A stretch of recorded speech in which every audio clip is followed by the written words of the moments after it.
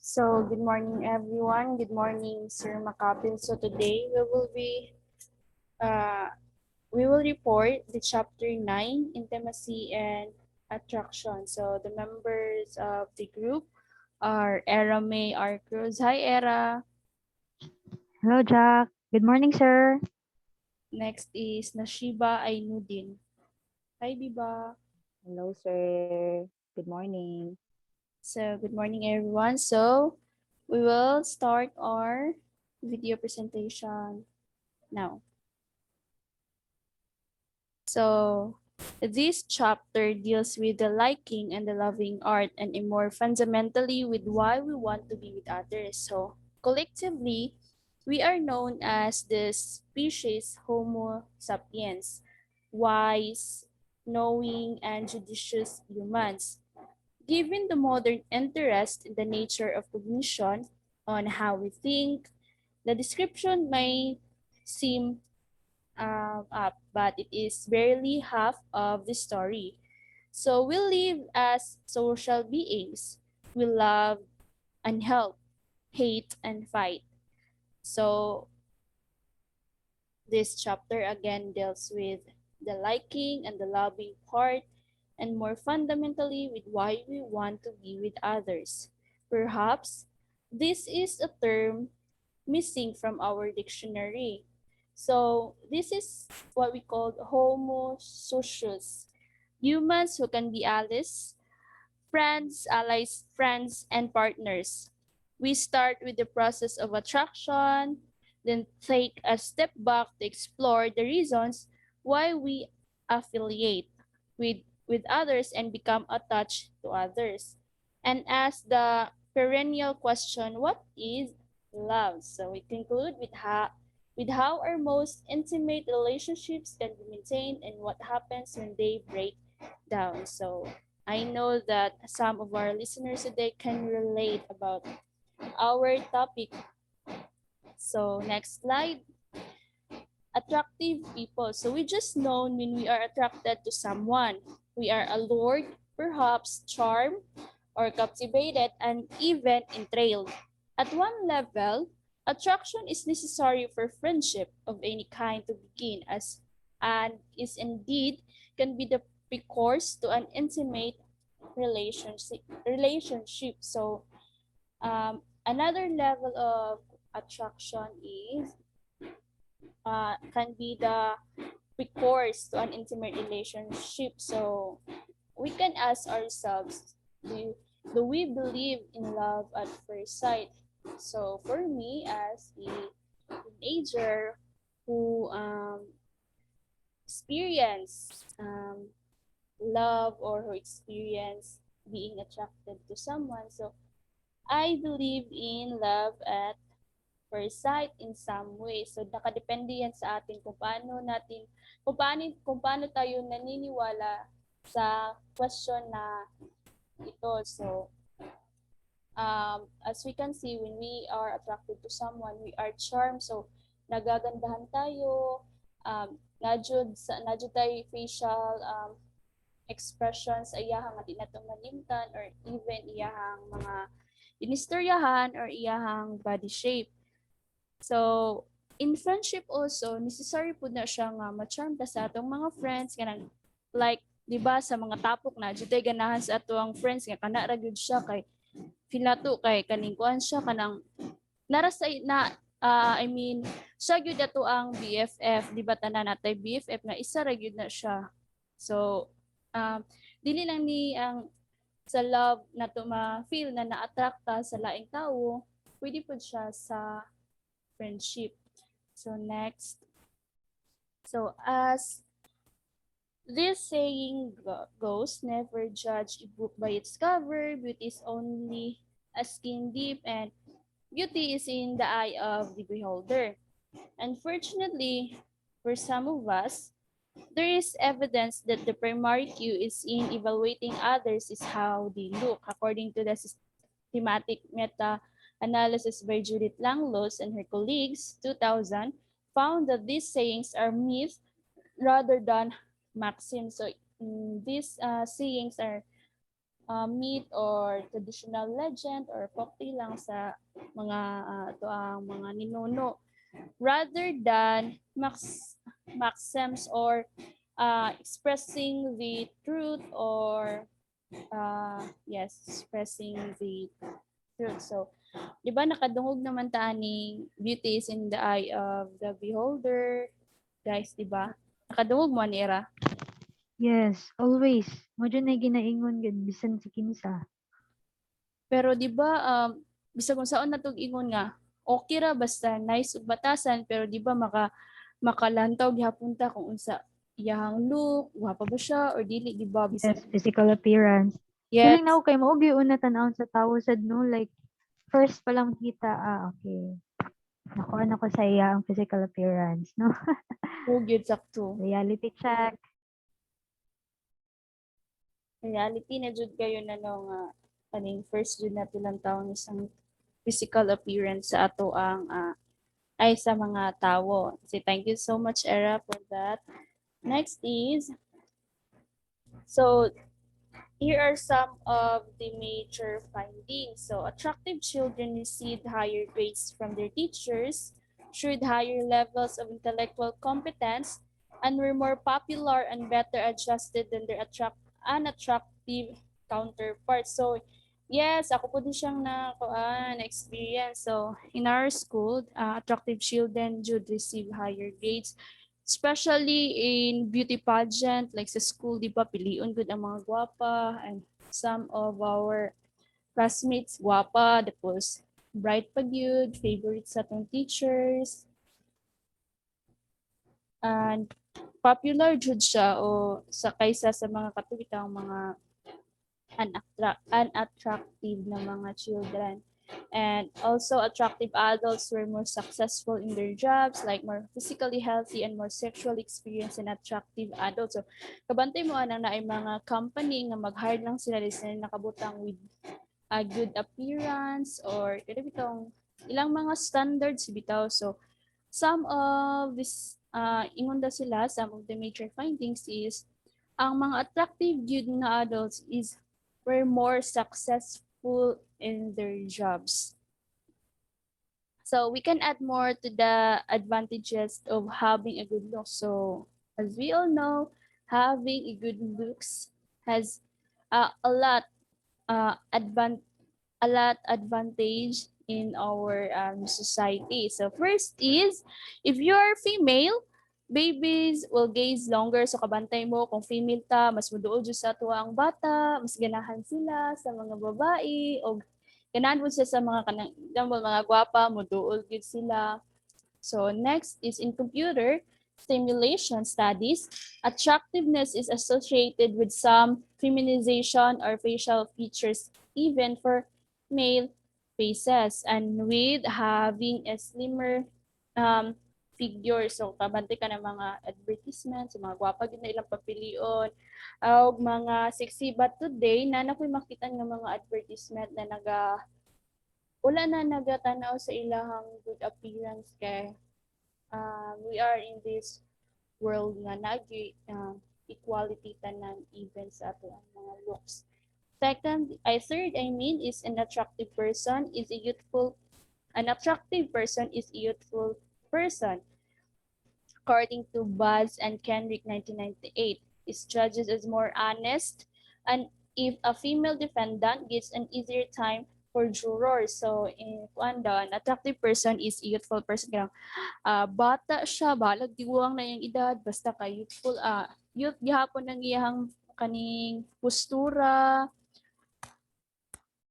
and makita po niyo siya sa court and if female defendant gets an easier time for jurors because as we all know, female is soft bitaw kayo ta so tagaan jud na sila time during trials kaysa sa male. That is according to Segal and Ostrom.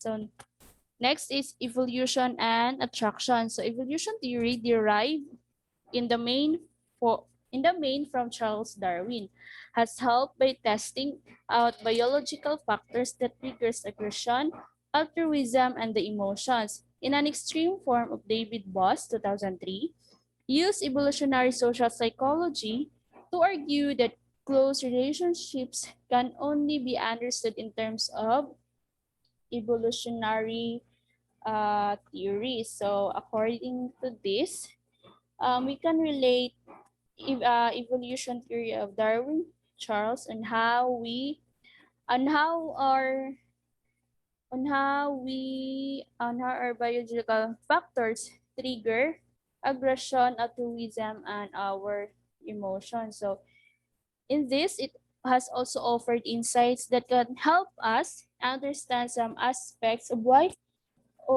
we attracted to some people and how we might go about choosing a long-term partner. So in this, in extreme form, David Boss used, so as what you can read in our presentation, David Boss used evolutionary social psychology to argue that close relationship can only be understood in terms of evolutionary theory. So thank you. Next is Era May Arcus. You go, Era. Okay, next slide, Jack. Thank you. Okay, the next one is the role of our genes. So, in the large-scale analysis of studies by Langlois and colleagues cited above, the way that interpersonal attraction develops is related partly on how we select a mate daw. So, according to the evolutionary concept of reproductive fitness, people guess whether a prospective mate has a good genes using cues such as physical health, youthful appearance and body, and facial symmetry. So good looks can also help since attractive children receive extra care from their parents, human can respond to all kinds of cues. So sa kuan it is true no as we kanang select pod sa tong mate, we base pod first to a person's interpersonal attraction, diba? Such as their mga physical appearance. Even me kanang the first thing gid nga kanang akong tan-awon sa usa ka tawo is their physical appearance downwards and then sa ilang attitude. And sa katong nga part nga children receive extra care from their parents is that I guess kanang magdepende whether if their child is attractive or not, still mag-receive gyapon sila like same treatment and care. But I guess not all gid kay even gani kanang naa sa gawas, like for example kanang naigwapa nga bae, mas ginatagan di ba nila og extra care og kanang mga special treatment sa tao, most especially kanang mga lalaki. Dagit mo rabi tog kanang santo ang naa sa ilang atubangan kay grabe ilang respeto, pag-adore, pag-appreciate ato kay. And I guess mo dyan na siya yung reality. Second slide, Jack. Attractive faces. So how would evolutionary theory deal with the maxim beauty is in the eye of the beholder? Is physical attractiveness a kanang matter daw of personal preference or of passion in a particular society and its history, or it is something else in our genes? So, as part of her research program dealing with face perception, Gil Rhodes has extensively researched the social information that our faces convey, including the cues that make a face attractive. And one interesting finding is the pulling power of the averageness effect. So, 'di ba, if a person is attractive, no, the more mas dagan siya ma-attract nga tawo. That is the pulling power of the pulling power of the averageness effect. So, the more you're attractive, the more nga mas dagan ka kanang ma-attract nga tawo. And most especially kanang taas kay kag grabe kay kag kanang sex appeal, diha gyud mas daghan mo adore og mo appreciate nimo. Next slide, Jack. So the three ideals partner. So according to Garth Fletcher, who studied the ideal, says that colleague students look for in a partner. Do you believe in this? Well, Yeah. I guess ako kay at this point murag ana na gid sa kung una ba nga. need na gid magpangitag partner. Char. Okay, so God. so the first one is warmth, trustworthy, showing care and intimacy. So, di ba we have these ideas na nga dapat atong partner is warm yun.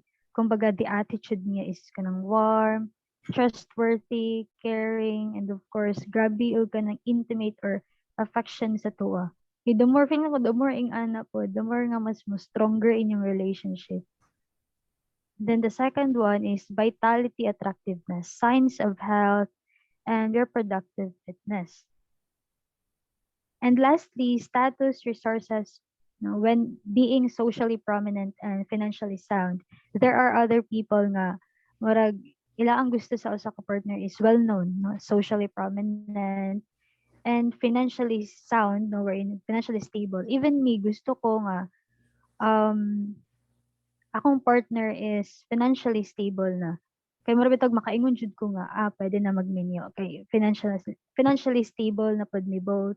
We can kanang ma-suffice na ang among needs, pwede na mag-settle down. It is because financially stable kana ang thought nga financially stable na. Mabuhi na gyud. So, next slide, Jack.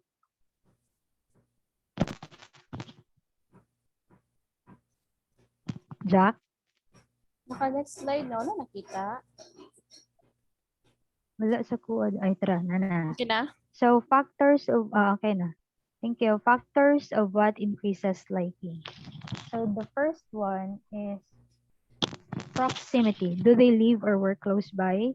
So, it emerged that people were more likely to choose as friends those living in the same building and even on the same floor.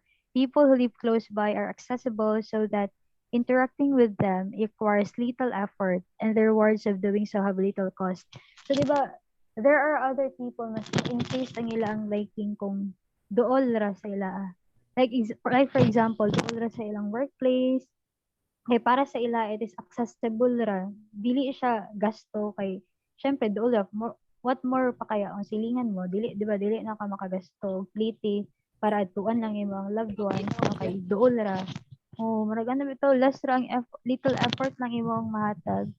And then the second one is familiarity. Do we feel that we know them? So sa diri nga part na Dili guro no is nasa ka nang nini naglibog pa. comfortable ka. Nang, Oo, ana, mo oh, comfortable ka once kabalo na ka sa batasan sa tao, 'di ba? yes. 'Di ba if para 'di ba para ma-familiar nato ang usa ka tawo, we need to know them. Dig deeper kung unsa sila for us to know kung unsa ilang strength, weaknesses, unsa pa na diha. And then the third one is similarity. Are they people who are like us? Sa diri nga part is there are other important psychological factors that exert more control over attraction. In an early study by Fyodor Newcombs, students receive rent-free housing in return for filling in questionnaire before they arrive about their attitudes and values. Changes in interpersonal attraction were measured over the course of a semester. Initially, attraction went hand in hand with proximity. Students like those who live close by. Then another factor came into play, having compatible attitudes. Diba? If a person is similar with each other, um, like the same vibe, may nga na bitaw, mas dali mo makaget along with each other. May nga na bitaw, kung similar attitude mo, interest sa kinabuhi, mas mas Ma-relate sila. stable o makarelate sa ana. Next slide, Jack. So, similarity of attitudes. So, according to Newcomb, students with similar acquaintance attitudes became more attractive. Attitudes that were markedly similar were an important ingredient maintaining a relationship. So, it is true if a person, di ba, is similar with each other, na sila yung same vibe, attitude, same interest, mentality, the more it is very attractive, good, and healthy. Since similar mo, expected good nga, dali ra magkasinabtanay sa mga butang nga gusto ninyo. So, according to Clore, 1976, who formulated the law of attraction. Attraction states that attraction towards a person bears a linear relationship to the actual person of similar attitudes and shared with person. So the more similar and like what I said earlier, the more smooth ang dagan sa relationship and as well as healthy. So the third one is conversely differences in attitude and interest can lead to avoidance and dislike. So the more said if lalhay mo in terms sa inyong attitudes, mga interest sa kinabuhi, there would be tendencies nga mag-lead din siya og avoidance, dislike, and of course, misunderstanding. Why? Simple, di ba? Lahi mag-interest. Di jud mo magkasinabtanay. Like for example, imong partner na ay gusto nga sa kabutang, nga ikaw dili ka. There would be tendency nga awayan gina ninyo. Even friendship, di ba? Kung ay, imong friend dili ganan pod ana, ikaw sad murag mo contradict pod ang inyo ang mga beliefs sa kinabuhi. Ano, mag-lead jud siya og misunderstanding. That would be all. Thank you so much, Era. So the next reporter is Thank you. Dinay, di ba?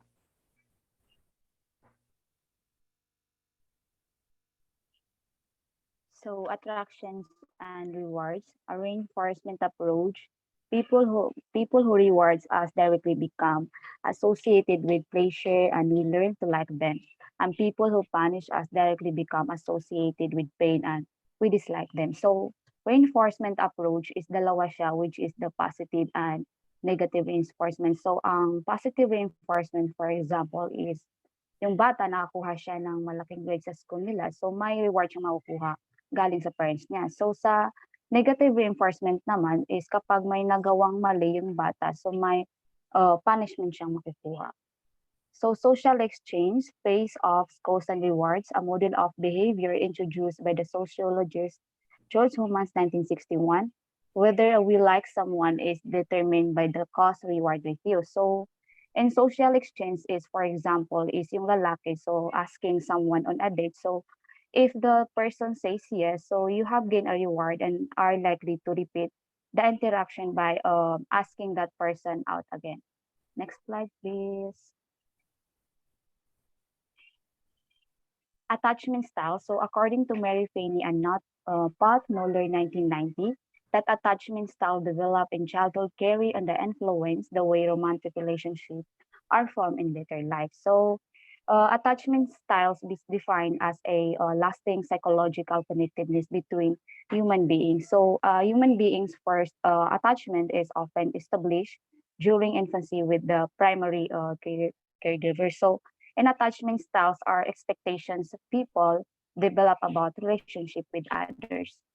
So Hazan and Philip Shaver, three attachment styles, which is the secure, avoidant, and anxious. So sa secure, adults found it easier to get close to others and to enjoy affectionate and long-lasting relationships.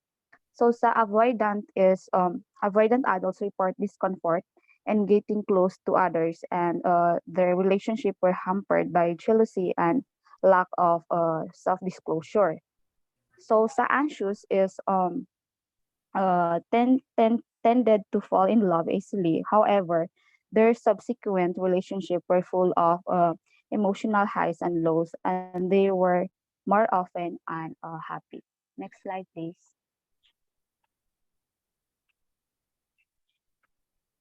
Jackie. So maintaining relationships. So Margaret Clark and Nancy Gross, 1998, use equity theory on benefits and costs to pinpoint action that can help or hinder a relationship, such as benefits help and costs hinder communal behavior. So sa benefits helps, they can be intentional. Example is my friend complimented me kasi maganda yung makeup ko. So sa unintentional naman, for example, I like being in public with my best friend because she is attractive. So sa cause hinder, so they can be intentional. For example is binigyan ako ng pera ng mother ko kasi maganda yung grades ko. So sa unintentional naman, for example, they can my mom keep me awake at night by snoring. So sa communal behavior, so sometimes it can be a benefit to one partner but a cost to others. So for example, example, I listen carefully to my boyfriend kapag nagkukwento siya. Although na hindi ako interesado sa issues na kinukwento niya. Next slide, please. For Better or for Worse by Jeff Adams and Warren Jones, which is a personal dedication, moral commitment, and constraint commitment. So, sa personal dedication, so positive attraction to a particular partner and relationship. So it is a feeling of very strong support for loyalty to someone. So sa moral commitment is a sense of obligations, religious duty, or social responsibility controlled by a person's values and moral principles. So sa constraint commitment, factors that make it costly to take a relationship, such as lack of attractive alternatives and various social and financial or legal investment in the relationships. Next slide, please. So four pieces that people endure when a relationship dissolves. So first is intrapsychic phase and dyadic, social phase, and final grave dressing phase. So sa intrapsychic phase is where individual is begin to focus on the negative emotions associated with their relationship, but do not voice this feeling openly yet. So sa dyadic is a two partners that some action should be shared by the both of them, and that makes solving problems more easier. So sa social phase, for example, is kapag may problema tayo, so pumupunta tayo sa mga family natin or sa friends natin para masolve yung problem na hinaharap natin to gain support from others. So last, the final grade dressing phase. So it is a model of relationship breakdowns and take place when a person who has left the relationships so attempt to justify their actions. So this often because they are attempting to present themselves in a positive light in order to attract a new partner. So that's all. So thank you so much, reporters. So to end this report, we would like to have you take away notes. So for me, I will just give you a short takeaway notes about our report. So intimacy and interaction is all about how people attract or how we exchange love with our personal mate and how we choose our in partner in life. So as you can see in the slides that we showed to you, there are some ideas that uh, we used to ano bitong natin ideas with Jude or but for me those ideas is nakadepende to sa tao if iyaha ba gid ng ideas ay iyaha po gid ng ideal or dili kay some of us natay idea na mo dawat to ta bahala gid siya financially stable basta lugmaan lang ka basta kamong duha Lagi is no, true gid. love Di na other mag-matter. o do dili na mag matter bahala wala mo Sa kwarta love gid bay. no kay na sila Check. saying ay na sila guroy kaning mindset no nga bahala magkinaunsa or bahala pag pobre basta lang kay they support each other kay di ba in a way na makuan naman na ma-surpass naman na through Makabot ra, yes. yes no ma-surpass na Yes, through helping each Pohon-pohon. other paningkamot. Mm-mm. kuan pud nun parilit pud taan ng nabjoy uban pud nga mamili jud pud og gwapa like sexy iyahang body like point iyahang body daw kay mura daw mismo or kani tang cope daw nga kuan gyud kani Oh, Jud. naay shape ang iyahang lawas then ang uban is bagag kilay ang mga lalaki puti lips, mo na daghan kay plastic surgery para to achieve nga na namang giset The ang society. standard. No, ang society na giset nga mao ni gwapa, ing ani nga shape ang idea Good. sa mga Yes. Ang feminine dapat fit, di ba mga Sexy. thin. documentary na naagi gina-set ang society. Siguro dili ko na sila sa mga unattractive people nga nganong sa mga attractive nga nung na-choose sila, siguro sala na sa society nga naghatag og idea nga dapat ingani ang lawas sa mga babae, dapat ingani inyong nawong, dapat ingani ang shape. Even social media, no? O Ma-pressure ang tao ba about ideal sa usa ka tawo. Dapat nagkay-drama dapat atong uyab kay ana, puti, taas. But I guess mo opposite mangud basta na kay idea ay kanang ma-opposite siya sa imong ideal sa gusto nimo. Murag lagi kay gwapo is dali ra jud kayo sila ma-attract without knowing nga lain dig Yes. batasan or hindi siya batasan, dili siya attractive, di ba na ana nga kuan Mm, thinking or yes. nga ideas nga mas in love na nga na Jack. true, mas okay pa Job ang na in love. batasan kaysa sa batignaw kay ang batignawong mga plastic surgery Yes. batig batasan dili na daw mausab.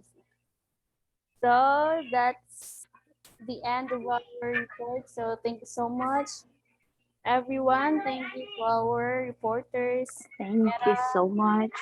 Thank you. Thank you for listening. Thank you everyone. Thank you. So God bless. Bye-bye. Bye. bye.